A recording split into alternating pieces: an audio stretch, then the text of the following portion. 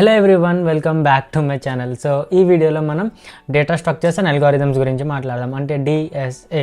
So చాలా hot topic, బాగా ట్రెండ్లో నడుస్తూనే ఉంటుంది ప్రతిసారి. ఓకే, అసలు డేటా స్ట్రక్చర్స్ అంటే ఏంటి, ఎందుకు యూజ్ చేస్తాము, దానివల్ల మనకేం యూజ్, ఓకే, లైక్ కంపెనీస్కేం యూజ్, మనకేం యూజ్, ఓకే, మనకు ఫ్యూచర్లో అది యూజ్ వస్తుందా లేదా, అది పక్కా నేర్చుకోవాలా, నేర్చుకుంటేనే హై ప్యాకేజెస్ వస్తాయా, దాని గురించి మొత్తం ఈరోజు మాట్లాడదాం. So number 1 thing, data structures and algorithm అంటే ఏంటి, పేరులోనే తెలుస్తుంది. లైక్ డేటా స్ట్రక్చర్స్, డేటాని ఒక స్ట్రక్చర్డ్ మేనర్లో సేవ్ చేయడం లేదా స్టోర్ చేయడం. అల్గారిథమ్ అంటే ఒక పర్టికులర్ వేలో, ఒక పర్టికులర్ ఫార్మాట్లో, ఓకే, రాయడం అనేది అల్గారిథమ్స్. లైక్ ఒక కోడ్ చేయాలంటే దాన్ని ఎలాంటి టైప్లో కోడ్ చేయాలి, డేటాను ఎలా స్టోర్ చేయాలి, ఎలాంటి ఫార్మాట్ యూజ్ చేయాలి, లేకపోతే ఎలాంటి థింకింగ్ అప్లై చేయాలి ఆ కోడ్ రాయడానికి అని దాని రిలేటెడ్ ఉంటుంది data structures and algorithm. For example, ఒకవేళ మీకు ఇప్పుడు ఒక ఫీచర్ డెవలప్ చేయమని ఇచ్చారనుకోండి, ఆ ఫీచర్ని మీరు ఎలా డెవలప్ చేస్తారు, ఓకే, లైక్ మల్టిపుల్ వేస్ ఉండొచ్చు. కాకపోతే ప్రొఫిషియంట్ వే ఏంటి, చాలా మంచి వేలో, కన్సైజ్ కోడ్లో, చాలా తక్కువ కోడ్లో, చాలా తక్కువ రిసోర్సెస్ యూజ్ అయ్యేటట్టు ఎలా కోడ్ చేయాలి. సో అలాంటి థింకింగ్ రావాలి కాబట్టి డేటా స్ట్రక్చర్స్ అండ్ అల్గారిథమ్ అనేది ఎక్కువ యూజ్ చేస్తాం మనం. సో ఈ డేటా స్ట్రక్చర్స్ అండ్ అల్గారిథమ్ వల్ల యూజ్ ఏంటి, ప్రాబ్లమ్ సాల్వింగ్ స్కిల్. ఇప్పుడు ప్రాబ్లమ్ సాల్వింగ్ స్కిల్ అంటే ఏంటి, నార్మల్గా ఏదైనా కొత్త ప్రాబ్లం వచ్చిందనుకోండి, అది మీకు ఎక్కడ దొరకలేదు, నెట్లో ఎక్కడ దొరకలేదు, చాట్‌జీపీటీ కూడా మీకు ఏం చెప్పలేదు, అసలు ఏం లేదు, దాన్ని మీరు ఎలా సాల్వ్ చేస్తారు. సో అలాంటప్పుడు మనకు ఒక వే ఉండాలి, థింకింగ్. ఓకే, మనకు ఒక సొల్యూషన్ ఓన్గా క్రియేట్ చేయడం అనేది రావాలి. అండ్ ఆ సొల్యూషన్ ఎలా క్రియేట్ చేస్తాము, మనం ఆలోచించాలి. ఓకే, దీని మొత్తం ఫీచర్ అనేది, దీని హై లెవెల్ డిజైన్ ఎలా ఉంటుంది, దీని లో లెవెల్ డిజైన్ ఎలా ఉంటుంది, ఒకవేళ కోడ్ రాయడం స్టార్ట్ చేస్తే ఎలా స్టార్ట్ చేయాలి, ఎక్కడి నుంచి స్టార్ట్ చేయాలి, ఫస్ట్ ఫ్రంట్ ఎండ్ చేయాలా, బ్యాక్ ఎండ్ చేయాలి, ఒకవేళ బ్యాక్ ఎండ్ చేస్తే ఎలా చేయాలి, ఫ్రంట్ ఎండ్ చేస్తే ఎలా చేయాలి. సో ఆ థింకింగ్ మొత్తం రావాలి కదా. సో దానికోసం డేటా స్ట్రక్చర్స్ అండ్ అల్గారిథమ్స్ చాలా యూజ్కి వస్తాయి. ఓకే, లైక్ మనకు ఒక ప్రాబ్లం వస్తే దాన్ని ఎలా సాల్వ్ చేయాలనేది కాన్ఫిడెన్స్ మనకి ఇస్తుంది. ఓకే, మన దగ్గర ఆ స్కిల్స్ వస్తాయి, ప్రాక్టీస్ చేసి multiple type of questions solve చేసి మన బ్రెయిన్ అనేది ట్రైన్ అయిపోతుంది. ఓకే, ఒక ప్రాబ్లం వస్తే మనం ఇలా ఆలోచించాలి అని. ఓకే, ఇప్పుడు ఇది వినడానికి కొంచెం ఈజీగా అనిపించచ్చు, కాకపోతే అంత ఈజీ కాదు. సో ఇప్పుడు డేటా స్ట్రక్చర్స్ అండ్ అల్గారిథమ్స్ నేర్చుకుంటున్నప్పుడు చాలామంది చాలా మిస్టేక్స్ చేస్తారు. అందులో టాప్ 3 మిస్టేక్స్ గురించి మనం మాట్లాడదాం. సో నంబర్ 1 మిస్టేక్ ఏంటంటే, ఒక లాంగ్వేజ్ చూస్ చేయడంలో చాలా టైం తీసుకుంటారు, చాలా కన్ఫ్యూజ్, మనం ఏ లాంగ్వేజ్లో చేయాలి, ఎలా చేయాలి అనేది. ఈవెన్ నా వాట్సాప్ గ్రూప్లో కూడా జావాలో చేయాలా, C++లో చేయాలా, కొంతమంది జావాలోనే చేయాలంటారు, కొంతమంది C++, కొంతమంది పైథాన్, కొంతమంది జావా స్క్రిప్ట్లో అని. So data structures and algorithm అనేది ఒక కాన్సెప్ట్ లాగా మనం దాన్ని ఏ లాంగ్వేజ్లో అయినా ఇంప్లిమెంట్ చేయొచ్చు. Java script, go along, Kotlin, Swift, ఏ లాంగ్వేజ్లో అయినా చేయండి, పర్లేదు. ఎందుకంటే అది ఒక టైప్ ఆఫ్ లైక్ కాన్సెప్ట్, అది అంతే. ఒక కాన్సెప్ట్ని మీరు ఏ లాంగ్వేజ్లో అయినా కోడ్ చేయొచ్చు. ఓకే, సో ఇప్పుడు మరి జావా, C++, పైథాన్ ఎందుకు యూస్ చేస్తారు ఎక్కువ, ఎందుకంటే కంపెనీస్లో నార్మల్గా వాళ్ళు స్విఫ్ట్, కాట్లిన్ అవన్నీ కాకుండా జావా, C++ అండ్ పైథాన్ ఏంటనేది లైక్ గ్లోబల్ లాంగ్వేజెస్. అందరికీ లైక్ ప్రోగ్రామర్స్ ఉన్నారు అంటే వాళ్ళకి జావా, C++ ఆర్ పైథాన్, ఈ మూడిట్లో ఏదో ఒక లాంగ్వేజ్ వచ్చి ఉంటుంది. సో కాబట్టి వాళ్ళు ఏం చేస్తారంటే, ఆన్లైన్ టెస్ట్ ఎప్పుడైతే తీసుకుంటారో అప్పుడు జావా, C++ ఆర్ పైథాన్, ఇంకా కొన్ని లాంగ్వేజెస్ ఆప్షన్స్ ఇస్తారు, కాకపోతే ప్రిఫర్ ఈ మూడిటికి చేస్తారు. ఇప్పుడు కొన్ని కంపెనీస్ ఉన్నాయి, లైక్ మైక్రోసాఫ్ట్ కంపెనీ ఉంది, కొన్ని కంపెనీస్ ఉన్నాయి, వాళ్ళు పైథాన్ని కూడా యాక్సెప్ట్ చేయరు. ఎందుకంటే పైథాన్లో సింటాక్స్ కొంచెం ఈజీ, బిగినర్ ఫ్రెండ్లీ అని అంటాం కదా, అందుకే సింటాక్స్ కొంచెం ఈజీ. అండ్ అందుకే చాలామంది ఏం చెప్తారంటే, ఒకవేళ మీరు డేటా స్ట్రక్చర్స్ అండ్ అల్గారిథమ్ చేస్తుంటే పైథాన్లో చేయకండి, జావా ఆర్ C++లో చేయండి అని అంటారు. ఎందుకంటే ఇప్పుడు మీరు స్టార్టింగ్లోనే సింపుల్ థింగ్స్ నేర్చుకున్నారనుకోండి, తర్వాత హార్డ్ థింగ్స్ నేర్చుకుంటున్నప్పుడు మీకు ప్రాబ్లం వస్తుంది. స్టార్టింగ్లో అరే పైథాన్ చాలా ఈజీ ఉంది, నేను అందులోనే వెళ్ళిపోతే అయిపోయేది, జావా, C++ ఏం అర్థం కావట్లేదు అన్నట్టు అయిపోతుంది. సో చాలామంది ఏమంటారంటే, ఫస్ట్ జావా లేదా C++ చేయండి, కొంచెం మీ మైండ్ ట్రైన్ అవుతుంది. ఓకే, ప్రోగ్రామింగ్ అంటే ఇలా ఉంటుంది, కాన్సెప్ట్స్ ఇలా ఉంటాయని. తర్వాత పైథాన్ నేర్చుకుంటే చాలా ఈజీ కాబట్టి 1 వీక్లో నేర్చుకుంటారు మీరు. అండ్ ఇదే కాన్సెప్ట్ ఏంటంటే, ఇప్పుడు మీరు జావా నేర్చుకుంటే ఒక లాంగ్వేజ్ నుంచి ఇంకొక లాంగ్వేజ్కి వెళ్ళాలంటే మ్యాక్సిమం 1 వీక్ పడుతుంది అంతే. ఎందుకంటే సింటాక్స్ మొత్తం లైక్ కాన్సెప్ట్స్ మొత్తం సేమ్ ఉంటాయి, సింటాక్స్లో 1-2 ప్లేసెస్లో చేంజెస్ ఉంటాయి అంతే. లైక్ ఇందులో మెయిన్ ఫంక్షన్ కొంచెం డిఫరెంట్గా రాస్తారు C++లో, జావాలో కొంచెం డిఫరెంట్గా రాస్తారు. Okay, like for loops, while loops అన్నీ సేమ్గానే ఉంటాయి. ఒక 1-2 టాపిక్స్ ఉన్నాయి, లైక్ C++లో వెక్టార్స్ అని ఉంటుంది, కొంచెం హార్డ్ టాపిక్ అంటారు దాన్ని. మినిమం డిఫరెన్సెస్ ఉన్నాయి. ఓకే, లైక్ అంతగా పెద్ద డిఫరెన్సెస్ కాదు. సో ఒకవేళ మీరు కావాలంటే జావా చూస్ చేయొచ్చు, లేకపోతే C++ చూస్ చేయొచ్చు. ఓకే, ఇది ఫస్ట్ మిస్టేక్ చేసేది. సెకండ్ మిస్టేక్ ఏంటి, కన్సిస్టెంట్గా ఉండరు. చాలామందికి ఏంటంటే చూస్తారు, ఏం అర్థం కావట్లేదు, స్టార్ట్ అయ్యి 10 రోజులు కూడా కాలేదు, ఏం అర్థం కావట్లేదు, నాకు ఎక్కట్లేదు వదిలేస్తారు, ఖతం. కన్సిస్టెంటే ఉండరు. లేకపోతే ఫస్ట్ ఒక 1 డే చేస్తారు, 2 డేస్, 1, 3, 4, 5 డేస్ మంచిగానే చేస్తారు. 6th డే 7th డే ఏమవుతుందో తెలీదు, వదిలేస్తారు. యూజ్ ఏం లేదు అలా చేసి. ఈవెన్ ఇప్పుడు కూడా గూగుల్లో, మైక్రోసాఫ్ట్లో ఉన్న వాళ్ళు ఇప్పుడు కూడా వీక్కి ఒక 3-4 టైమ్స్ లేకపోతే డైలీ ఒక ప్రాబ్లమ్ అన్న డేటా స్ట్రక్చర్స్కి సాల్వ్ చేస్తారు. ఎందుకంటే వాళ్ళకి ఆ అలవాటు వెళ్ళొద్దు. ఎందుకంటే కంపెనీలో వెళ్ళాక ఎలాగో మనం డిఎస్ఏ చెయ్యము, ఆ కాన్సెప్ట్స్ మన మైండ్లో ఉంటాయి, మనకు ఆ ఎబిలిటీ వస్తుంది సాల్వ్ చేయడానికి. కానీ కంపెనీలో వెళ్ళాక మాత్రం మనం డెవలప్మెంటే చేస్తాం. కానీ డెవలప్మెంట్ చేసి మనకు ఆ ఎబిలిటీ అనేది పోతుందని చెప్పి వీళ్ళు డైలీ ప్రాక్టీస్ చేస్తారు. ఎందుకంటే రేపు ఒకవేళ గూగుల్ నుంచి వేరే కంపెనీకి వెళ్ళాలనుకోండి, లేకపోతే వేరే కంపెనీ నుంచి ఎక్కడైనా షిఫ్ట్ చేయాలనుకుంటే పక్కా డేటా స్ట్రక్చర్స్ అండ్ అల్గారిథమ్స్ అడుగుతారు. సో వాళ్ళకి అలవాటు వెళ్ళొద్దని చెప్పి ఈవెన్ ఈ రోజు కూడా వాళ్ళు ప్రాక్టీస్ చేస్తారు. గూగుల్ వాళ్ళు, మైక్రోసాఫ్ట్ వాళ్ళే ప్రాక్టీస్ చేస్తుంటే మరి మనకేమైంది, మనం కూడా చేయాలి.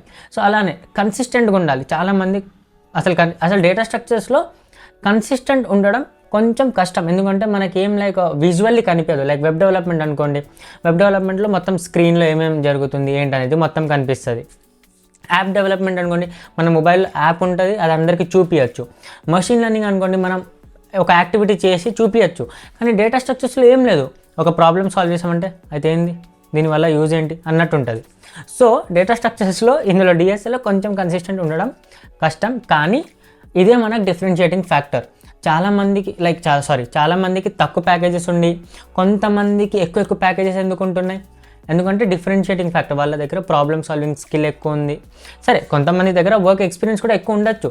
కానీ చూడండి, లైక్ స్టార్టింగ్లో కొంచెం ఫ్రెషర్ టైప్ వాళ్ళకి కూడా మంచి ప్యాకేజెస్ వస్తున్నాయంటే వాళ్ళ దగ్గర స్కిల్ ఉంది, ప్రాబ్లమ్ సాల్వింగ్ స్కిల్ ఉంది, వాళ్ళు కోడింగ్ కొంచెం మంచిగా చేస్తున్నారు, ఈవెన్ డెవలప్మెంటే కాకుండా. ఓకే, సో ఇదే డిఫరెన్షియేటింగ్ ఫ్యాక్టర్ అనేది. ఇప్పుడు నా మాట వినకుండా మీరు ఒకసారి యూట్యూబ్కి వెళ్ళి how to get high placement packages అని కొట్టండి.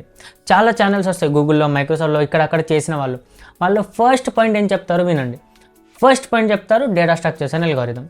దాని తప్ప అసలు ఏం చెప్పరు, డిఎస్ఏ తప్ప ఏం చెప్పరు వాళ్ళు ఫస్ట్ పాయింట్లో. సెకండ్ పాయింట్లో, థర్డ్ పాయింట్లో కోర్ కాన్సెప్ట్స్ గురించి, వెబ్ డెవలప్మెంట్ గురించి, లేకపోతే డెవలప్మెంట్ గురించి అలా అవన్నీ వస్తాయి.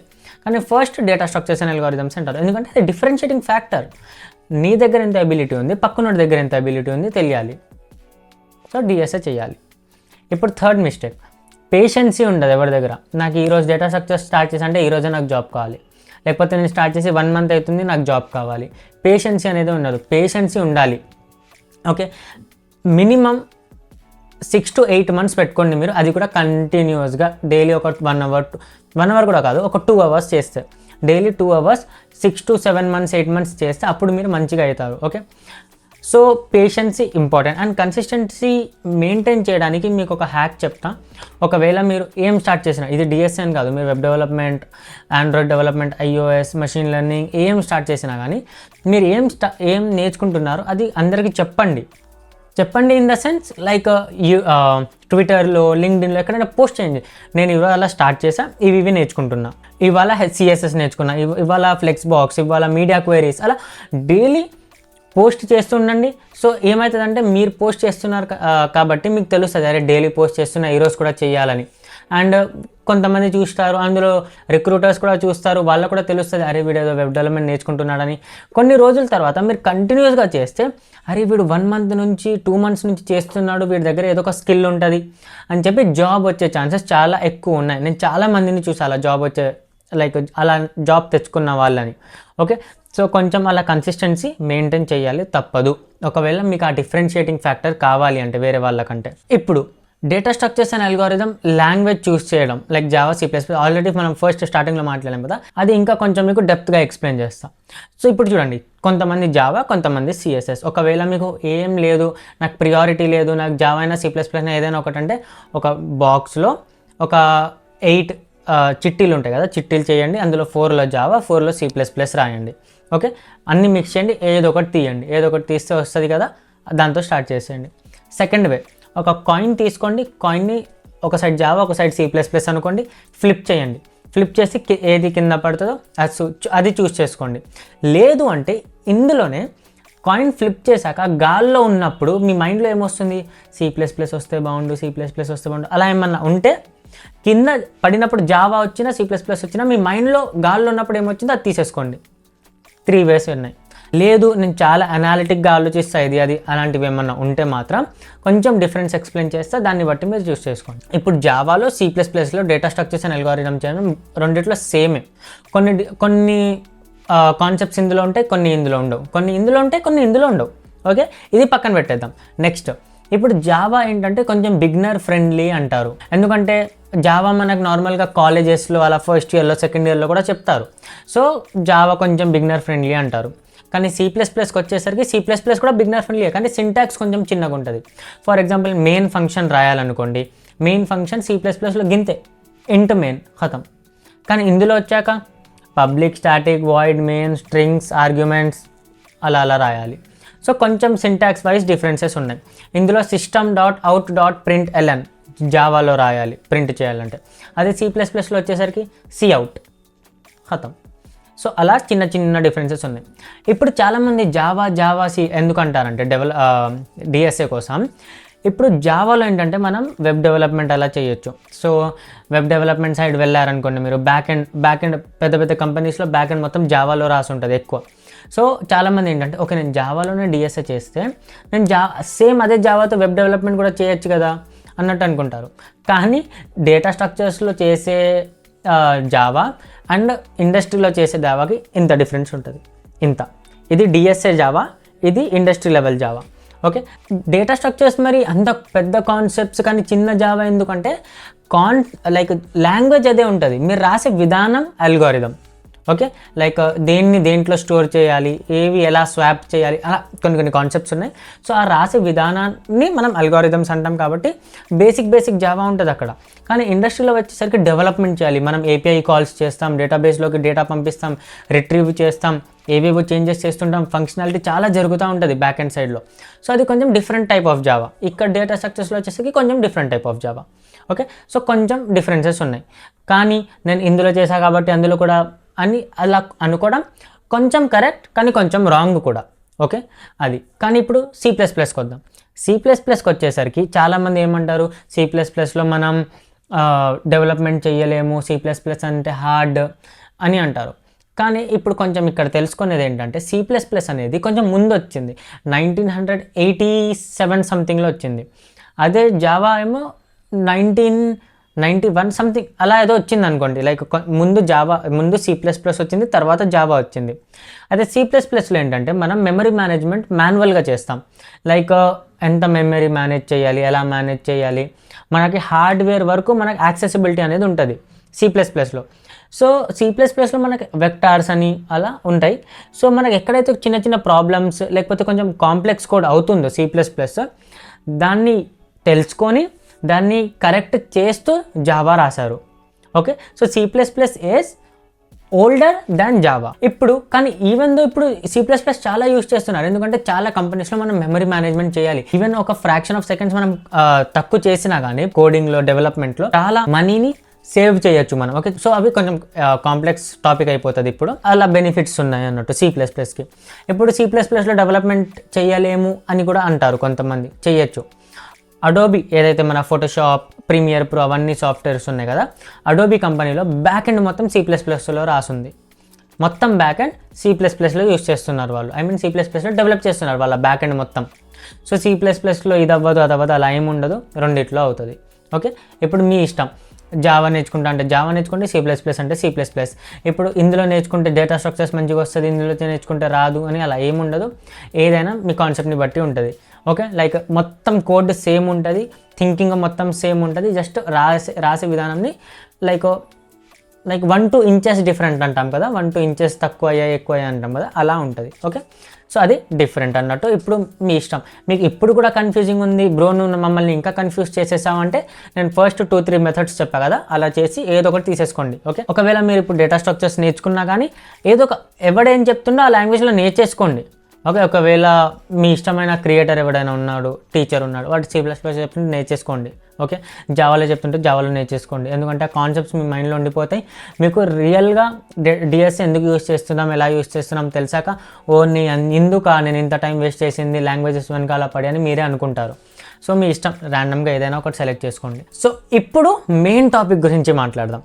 సో ఆల్రెడీ మన ఛానల్ గురించి తెలిసిందే, మనం వెబ్ డెవలప్మెంట్ అలా కవర్ చేస్తున్నాం చిన్నగా అయినంత వరకు. నాతో అయినంత వరకు నేను కవర్ చేస్తున్నా. మొన్నటి వరకు కూడా రియాక్ట్ చేసి వీడియోస్ అప్లోడ్ చేశా. ఓకే, ఇప్పుడు నేను ఏమనుకుంటున్నా అంటే, ఇప్పుడు బయట కంపెనీస్ ఏం చేస్తున్నారంటే 2 థింగ్స్ నాకు కొత్తగా ఏం తెలిసాయంటే, ఫస్ట్ ఏంటంటే ఫేక్ హైరింగ్ చేస్తున్నారు, ఫేక్ ఇంటర్వ్యూస్ చేస్తున్నారు. ఎందుకంటే ఎవరైతే ఇన్వెస్ట్ చేస్తున్నారో కంపెనీస్లో, లేకపోతే బయట మార్కెట్లో అందరికీ కాగ్నిజెంట్ హైరింగ్ చేస్తుంది, ఈ కంపెనీ హైరింగ్ చేస్తుంది, ఆ కంపెనీ హైరింగ్ చేస్తుంది అని చెప్పి లైక్ మోసం చేస్తున్నారు. హైరింగ్ చేయట్లేదు, ఇంటర్వ్యూస్ చేస్తున్నారు అంతే.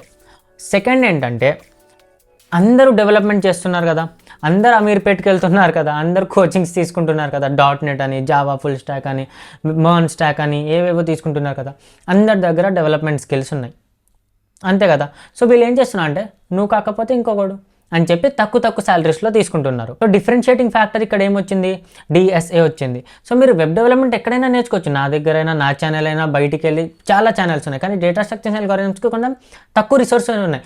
ఇవాళ మీరు అమీర్పేట్కి వెళ్ళినా, లేకపోతే ఒకవేళ మీరు ఆంధ్రాలో వేరే దగ్గర ఉంటే అక్కడ ఏదో ఒక లైక్ కోచింగ్ సెంటర్స్ ఏరియా ఉంటుంది కదా, అక్కడికి వెళ్తే DSA ఎక్కువ మంది నేర్పించట్లేదు, డెవలప్మెంట్ అదే నేర్పిస్తున్నారు ఎక్కువ.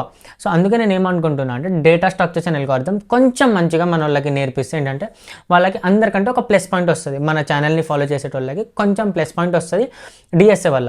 ఇప్పుడు మీరు చూసుంటారు, TCSకి అప్లై చేశారా, ఇన్ఫోసిస్, కాగ్నిజెంట్, IBM, HCL ఏ కంపెనీకి అప్లై చేసినా వాళ్ళు మీకు ఒక ఎగ్జామ్ది లింక్ పంపిస్తారు. ఆ ఎగ్జామ్ లింక్ మీద ఓపెన్ చేసి అసెస్మెంట్ స్టార్ట్ చేసినప్పుడు మీకు 2 క్వశ్చన్స్ కనిపిస్తాయి. ఆ 2 క్వశ్చన్స్లో మీరు చూశాక దిమ్మ తిరుగుతుంది, మనకు జాబ్ రాదు అని అక్కడే ఫిక్స్ అయిపోతాం మనం. లేకపోతే ఫ్రెండ్కి అరే నా ఎగ్జామ్ రాస్తున్నా, గూగుల్ చేయి, ChatGPT చేయి, ఆన్సర్ చెప్పు నేను రాస్తా అంటారు, కానీ ఆ టెస్ట్ కేసెస్ పాస్ అవ్వవు. ఓకే, సో అవి క్వశ్చన్స్ సాల్వ్ చేయాలంటే మనకేం రావాలి, డిఎస్ఏనే దానికి ఆన్సర్. DSA మంచిగా వస్తే మనం దాన్ని సాల్వ్ చేసేయచ్చు. ఓకే, సో దానివల్ల నేను data structures and algorithm start చేద్దాం అనుకుంటున్నా. ఇప్పుడు దానిది లైక్ ఇప్పుడు ఆ DSA కోర్స్ది లైక్ ఫ్లో మొత్తం ఎలా ఉంటుంది, నేను ఎలా ప్లాన్ చేశానో చెప్తాను మీకు. ఓకే, DSA అనేది స్టార్టింగ్ టు అడ్వాన్స్ ఉంటుంది. ఓకే, లైక్ బిగినర్ వేరియబుల్స్ అంటే ఏంటి, కంపైలర్ అంటే ఏంటి, ఇంటర్ప్రిటర్ అంటే ఏంటి, లాంగ్వేజెస్ ఏమేమి ఉన్నాయి, డిఫరెంట్ ఏంటి లాంగ్వేజ్, అక్కడ నుంచి స్టార్ట్ అయ్యి అడ్వాన్స్ వరకు. ఓకే, అడ్వాన్స్ అన్నా కానీ మీరు కొంచెం కంపెనీస్ క్రాక్ చేసినంత వరకు అయినా నేను తీసుకొని వెళ్తాను, లైక్ మినిమం. ఓకే, అక్కడి వరకు అయినా తీసుకొని వెళ్తాను నేను.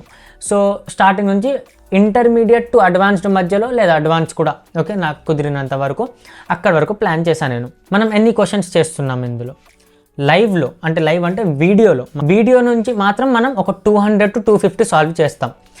చిన్న ప్రాబ్లమ్స్ హెలో వరల్డ్ నుంచి లాస్ట్ వరకు మనం ఒక 200 to 250 ప్రాబ్లమ్స్ సాల్వ్ చేస్తాం వీడియోలో. అంటే మీరు నాతో పాటు నేను వీడియోలో చేస్తుంటే మీరు చూసి నేర్చుకొని చేయడం 200 to 250 అవుతాయి. ఇది కాకుండా నేను మీకు హోంవర్క్ ఇస్తాను. హోంవర్క్ ఎలా ఇస్తాను, డిస్క్రిప్షన్లో ఒక ఎక్సెల్ షీట్ పెట్టేస్తాను, ఒక స్ప్రెడ్ షీట్ పెట్టేస్తాను. అందులో క్వశ్చన్స్ ఉంటాయి టాపిక్ వైజ్గా. నేను ఈరోజు ఒక వీడియో అప్లోడ్ చేస్తే దానికి రిలేటెడ్ టాపిక్స్ హోంవర్క్ షీట్లో ఉంటాయి. ఓకే, సో అది మీరు కంప్లీట్ చేసుకోవాలి. ఆ స్ప్రెడ్ షీట్ని మీరు డౌన్లోడ్ చేసుకొని మీరు ఆ పర్టికులర్ క్వశ్చన్ని సాల్వ్ చేశాక దాన్ని గ్రీన్ మార్క్ మీరు టిక్ చేసుకోవచ్చు. అలా అన్నీ చేసుకుంటూ రావాలి. ఓకే, సో ఇక్కడ 2 స్ప్రెడ్ షీట్స్ మనం మెయింటైన్ చేస్తాం. నెంబర్ 1 స్ప్రెడ్ షీట్ మనం లైవ్ వీడియోలో చేసినవి. ఓకే, తర్వాత మీరు ఎప్పుడైనా ప్రాక్టీస్ చేయాలంటే అందులో ఆన్సర్స్ ఏమి ఉండవు, జస్ట్ క్వశ్చన్స్ ఉంటాయి. ఓకే, క్వశ్చన్స్ని చూసి మీరు గుర్తుపట్టాలి మనం ఏం చేసాం ఇది అది అని. ఓకే, ఇంకొక spread sheet homework spread sheet. అది మీరు అప్డేట్ అవుతూ ఉంటుంది వీడియోస్ వచ్చే కొద్దీ. మీరు సేమ్ అదే లింక్లో వెళ్ళి స్ప్రెడ్షీట్ని చూసి సాల్వ్ చేసుకుంటూ వెళ్ళాలి. ఓకే, సో మీరు డైరెక్ట్గా లింక్లో వెళ్ళి అక్కడే చేంజ్ చేస్తుంటే అది చేంజ్ అవ్వదు, మీకు ఎడిటర్ యాక్సెస్ ఉండదు. మీరు దాన్ని డౌన్లోడ్ చేసుకొని చేంజెస్ చేసుకోవాలి. ఓకే, సో ఇందులో మనం ఏ లాంగ్వేజ్ యూస్ చేస్తున్నాం చూడండి. నేనైతే C++తో నేర్చుకున్నా. ఓకే, నాకు జావాలో కూడా చేయడం వచ్చు, కాకపోతే నాకు ఎందుకో నా మైండ్లో C++ అని తిరుగుతూ ఉంటుంది.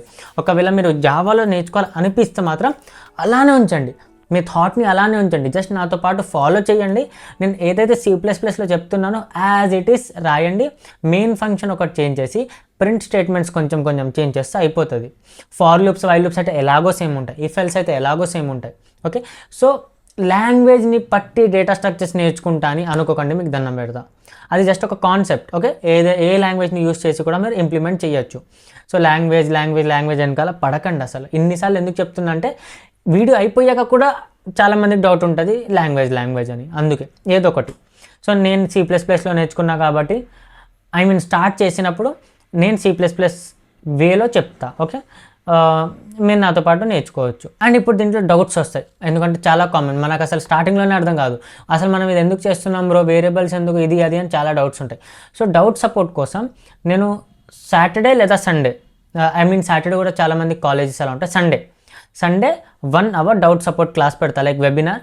సో ఒకవేళ మీకు ఇంట్రెస్ట్ ఉంటే మాత్రం డిస్క్రిప్షన్లో వాట్సాప్ గ్రూప్ ఉంది, ఆ వాట్సాప్ గ్రూప్లో జాయిన్ అయిపోండి. నేను సండే టు సండే వెబినార్ది అంటే డౌట్ సపోర్ట్ వెబినార్ ఏదైతే ఉంటుందో ఆ లింక్, జూమ్ మీటింగ్ లింక్ అందులో సెండ్ చేస్తా. ఆ గ్రూప్లో ఇష్టం ఉన్న వాళ్ళు జాయిన్ అవ్వచ్చు, డౌట్స్ ఉంటే అడగచ్చు, సరేనా? అది డౌట్ సపోర్ట్కి. సో ఇది ఎంత పెయిడ్ ఏం కాదు కాబట్టి నేను ఒక్కనే ఉన్నా మీ డౌట్స్ క్లియర్ చేయడానికి. అండ్ నాకెంత కంఫర్టబుల్గా కుదిరితే నేను అలా ప్లాన్ చేస్తున్నా. సో జూమ్ లింక్ని గ్రూప్లో పంపిస్తా, మీరు జాయిన్ అవ్వచ్చు. 1 hour ఉంటుంది. మీకు ఏమైనా డౌట్స్ ఉంటే మనం అందులో మాట్లాడచ్చు. డిఎస్ఏ గురించే కాదు, మీకు సాఫ్ట్వేర్ రిలేటెడ్ లైక్ ఏం రిలేటెడ్ ఉన్నా కానీ నేను అడగండి, నేను చెప్తాను మీకు. ఓకే, నాకు తెలిస్తే నేను చెప్తాను, నాకు తెలియకపోతే తెలియదు అని చెప్తా. ఇద్దరం కలిసి దానికి ఆన్సర్ వెతుకుదాం మళ్ళీ. సో ఇప్పుడు ఈ కోడ్ అంతా మీరు ఏం చేస్తారు, గిట్హబ్లో ఒక ఫోల్డర్ క్రియేట్ చేయండి. కావాలంటే గిట్హబ్ ఎలా యూస్ చేయాలనేది ఒక వీడియో చూసి యూట్యూబ్లో ఒక ఫోల్డర్ క్రియేట్ చేసి అందులో టాపిక్ వైజ్గా క్వశ్చన్స్ని అప్లోడ్ చేస్తూ ఉండండి. ఓకే, లైక్ తర్వాత చూసుకోవడానికి కూడా ఉంటుంది. అండ్ రిక్రూటర్స్కి మీరు గిట్హబ్లో ఎన్ని క్వశ్చన్స్ సాల్వ్ చేశారని కూడా చూపించచ్చు, మీ గిట్హబ్ లింక్ యాడ్ చేసి. ఓకే, అండ్ వీడియో డ్యూరేషన్ అనేది వీక్లీ 2 or 3 వీడియోస్ నేను అప్లోడ్ చేస్తాను. అండ్ ఈ ఒక్కొక్క వీడియో లైక్ దగ్గర 1 hour ఉంటుంది, లైక్ 40-45 minutes అలా ఉంటుంది. ఎందుకంటే ఎక్స్ప్లెయిన్ క్లియర్గా, మీకు నా గురించి తెలిసింది నేను ఎలా ఎక్స్ప్లెయిన్ చేస్తాను అనేది. చిన్న కాన్సెప్ట్ అయినా పెద్ద కాన్సెప్ట్ అయినా నాకు అర్థమైనంత వరకు నేను ఎక్స్ప్లెయిన్ చేస్తూనే ఉంటుంది, ఎందుకంటే నాకు అనిపించాలి ఓకే వీళ్ళకి అర్థమైందని. ఓకే, సో అలా ఉంటుంది కాబట్టి 40-45-50 minutes 1 hour కూడా అవ్వచ్చు. అందుకే 2 or 3 వీడియోస్ మ్యాక్సిమం అప్లోడ్ చేస్తా వీడియో వీక్లో. రిమైనింగ్ డేస్ మీరు ఆ వీడియోస్ చూడాలి అండ్ హోంవర్క్ ప్రాబ్లమ్స్ ఏమైనా ఉంటే అవి సాల్వ్ చేయాలి. ఓకే, సో ఇది data structures and algorithms course గురించి. సో ఇది ఎలాగో పెయిడ్ కాదు కాబట్టి, మొత్తం ఫ్రీ కాబట్టి నేను కొంచెం నాకు వీలైనప్పుడు అప్లోడ్ చేయడం, కొన్ని వీడియోస్ 30 minutes, కొన్ని వీడియోస్ 40, కొన్ని వీడియోస్ చిన్నవి, కొన్ని వీడియోస్ పెద్దవి అలా చేస్తుంటా. ఎందుకంటే నన్ను ఫాలో చేసే వాళ్ళకి నా గురించి తెలిసిందే కదా. సో అది.